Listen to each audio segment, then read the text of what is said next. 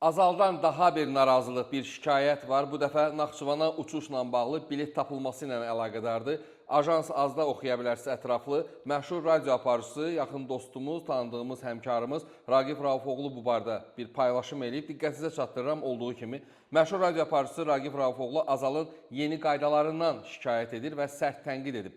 Ajansaz xəbər verir ki, o bu barədə özünün sosial media hesabında qeyd edib, aparıcı bildirib ki, Azalın yeni qaydasına görə Naxçıvana bilet axtaran şəxs mütləq özü simma ilə qeydiyyat edib, o bileti almalıdır.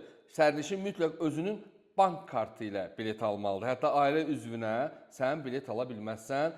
Özü də bu qərar Cəlil Məmmədquluzadənin 155 illiyində verilib. Bunu da Raqif Raufoğlu öz Facebook səhifəsində yazmışdı. Bir çox qurumlarımızın bədbəxtliyi ondadır ki, belə məntiqsiz qərarları necəsə qüvvəyə mindirib, büdcədən də xeyli pul alırlar. Sonra kütləvi narazılıq başlayanda onu ləğv elətdirə bilmirlər. İndi bunlar da eyni səbəbdən nə edəcəklərini bilmirlər. İslahat adı ilə nə edəcəklər ki, axırı da heç xeyir iş görünmür deyə Raqif Raufoğlu bildirir. Biz məsələ ilə bağlı Azala rəsmi müraciət etmişdik, amma hələ ki oradan bu məsələyə bağlı bir cavab ala bilmədik. Bu da Azalla bağlı dünən qeyd etdiyim kimi növbəti şikayətlərdən biri idi. Sizi də maraqlandıran, sizin üçün də narahatlıq doğuran hansısa məqam varsa, şərh bölməsində yaza bilərsiniz.